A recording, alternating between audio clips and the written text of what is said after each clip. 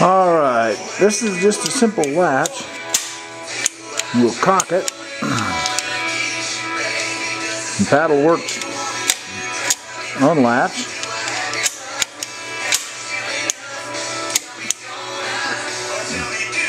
This will be our inside remote. Alright, then this lever here is the lock. So what happens when we cock it, lock it, then our outside panel doesn't work. Alright, we get over here on the inside and we can see all that lock mechanism does is kick that outside lever out of the way.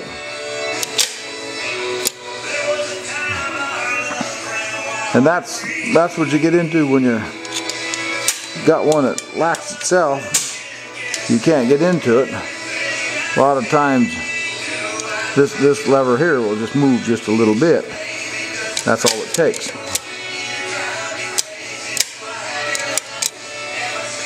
And this particular one, used on this 66 Superior, even if we're locked, we can open it from the inside.